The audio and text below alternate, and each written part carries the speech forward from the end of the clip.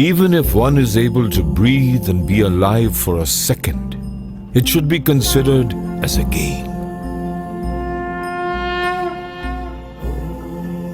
India, a land as old as time itself. A land where mythological legends blend seamlessly into history and cultural traditions. One of which is the Kumbh Mela. The origins of this festival can be traced back to one of the oldest scriptures of Hindu theology, the Bhagavad Puran.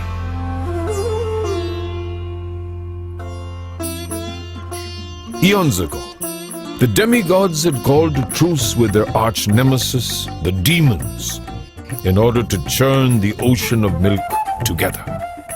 This exercise was to yield nectar, an elixir for immortality. This nectar would be collected in a pot known as kumbh. However, no sooner did the nectar appear than the warring factions began a battle for it. This epic battle lasted 12 days and 12 nights, equivalent to 12 human years. It is believed that during this battle, 4 drops of nectar fell on the earth from the kumbh, which lends the event its name, the Kumbh Mela, the Kumbh Festival. The drops of nectar are supposed to have fallen at 4 places: Haridwar, Allahabad, Nasik, and Ujjain. Hence, the rivers flowing through these places are considered celestially blessed waters, and taking a dip in these waters is the central event of the festival. One is said to be rid of all of one's sins and thus orient the soul for liberation. Taking from the symbolism of the pot itself, the Simhasth Kumbh is a melting pot of human energies. Diverse in language, occupation, practices, even race and ethnicity, all merging into one, the higher human consciousness, a most spiritual human experience. The supreme knowledge of God can only be attained in a human form of life. The Simhasth Kumbh is held in Ujjain once in 12 years, upon a rare configuration of planets as per the Vikram Samvat, the Vedic calendar observed by the Hindus. Ujjain is a city in the central Indian state of Madhya Pradesh. It has a rich tapestry of historical, religious and cultural significance. One of the oldest cities in the world, it enshrines the Mahakaleshwar temple, which is the third of the 12 Jyotirlings or physical forms of the Lord Shiva. Each of these 12 forms is believed to have appeared by itself without installation, placing them in the realm beyond rational consciousness. Of these, the Mahakaleshwar is even more unique, being the only Jyotirling that is south-facing in orientation. Ujjain's spiritual focal point is the incredible energy field of the Mahakaleshwar temple. Mahakaleshwar is a compound of Hindi words. Mahakal, which means beyond time, and Ishwar, which means God. Thus, Mahakaleshwar signifies the Supreme Lord who is timeless. The popular interpretation of Mahakal's timelessness is that it is immortal, beyond death, and hence beyond time. This theme of immortality weaves together the Simhasth Kumbh Mela and the city of Ujjain in a fabric of utmost spirituality. A timeless festival celebrating the human pursuit of the eternal soul, held in a timeless city, bestowed with celestial energies. In its very essence, the congregation of such numbers in one place at one point in time makes it the spiritual epicenter of the world for the duration of the festival. Numerically, the Simhasth festival over the period of 1 month accommodates roughly the sum total populations of New York, Los Angeles, Chicago, Houston, Philadelphia, Phoenix, San Antonio, San Diego, Dallas, San Jose, Austin, Indianapolis, Jacksonville, San Francisco, Columbus, and Charlotte, to name a few, in half the area of Manhattan.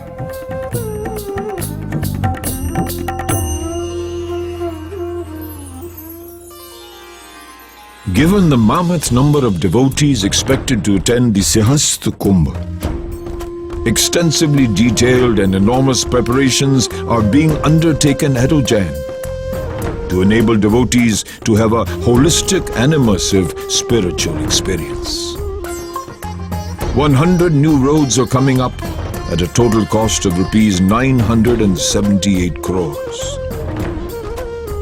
The state is erecting 4 new railway foot-over bridges and 8 river bridges at a cost of rupees 177 crores.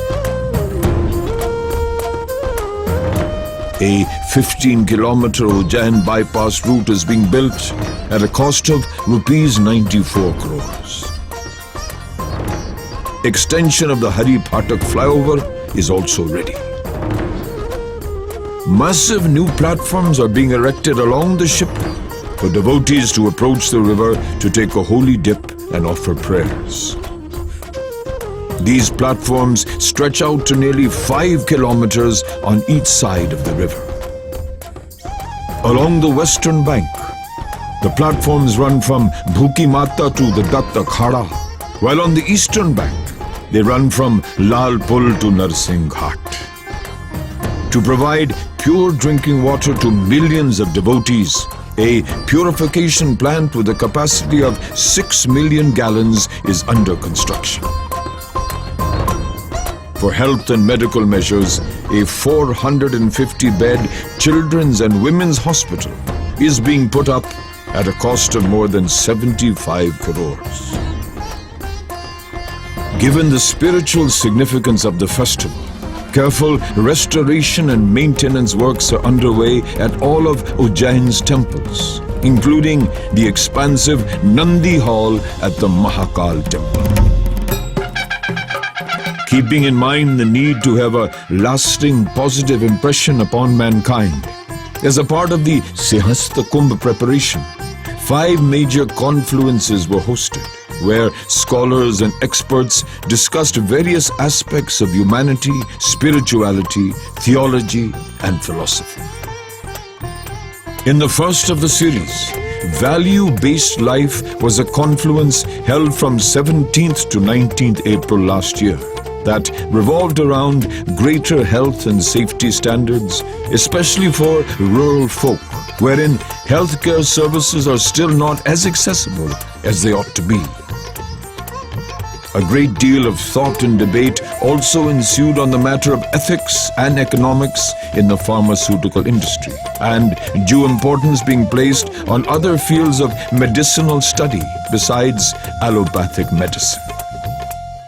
As part of the government's initiative to deliver a message of well-being and world peace through the Simhasth Kumbh, the Religion for Welfare Confluence was held in Indore between the 24th and 26th of October last year.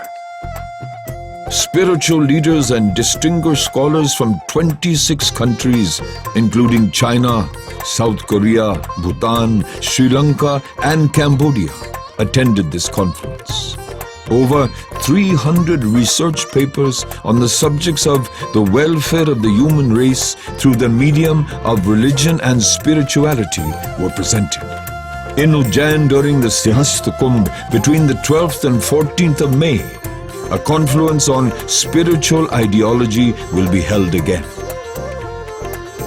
And on the final day of this confluence, Honorable Prime Minister of India, Shri Narendra Modi, would bring to light the Simhasth Declaration, which will share insights of these confluences to the people at large.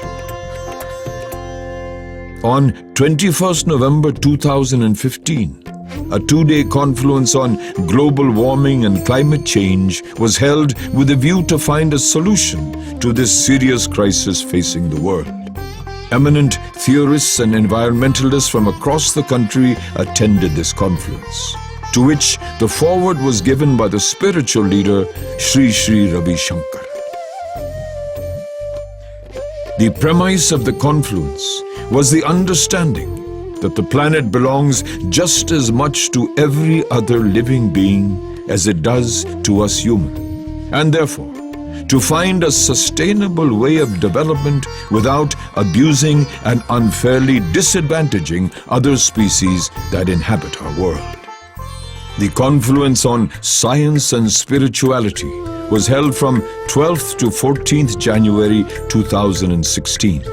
Among the key aspects of this confluence was the emphasis on founding institutes of study and research in the fields of science and spiritualism in India. Since India is considered a spiritual epicenter of the world, it behoves us that the nation take the necessary steps to push the frontiers of scientific study as well, so as to serve human spiritual upliftment. The 3-day musical confluence at the Simhasth was initiated with the orchestrated blowing of the traditional conch shells by 200 ascetics. The music confluence titled Anu Gunj kicked off on day one with the theme of the unseen. As distinguished musicians performed into the night with their students, the celestial vibes in the air were nearly tangible. Prominent artists were also present, capturing the ephemeral in the strokes of their paintbrushes. The finale of the confluence was performed by none other than the world-renowned Pandit Hari Prasad Chaurasia, and as the notes of the flutes drifted through the air, the audience was spellbound. कृपया सिंहस्थ के लिए उज्जैन पधारे। मध्य प्रदेश आपके स्वागत के लिए आतुर है। The Simhasth Kumbh commences at Ujjain on the 22nd of April 2016 and goes on for a month until the 21st of May. It is a once-in-a-lifetime opportunity to be one among 500,000 energies, immersing oneself in a flowing, gushing river of spiritual energy. माँ क्षिप्रा के तट पर अमृत का मेला, श्रद्धा, आस्था और विश्वास से भरकर आइए, माँ क्षिप्रा में डुबकी लगाइए, पुण्य लाभ कमाइए, मानव जीवन सफल और सार्थक कीजिए। आप सबका हृदय से स्वागत है।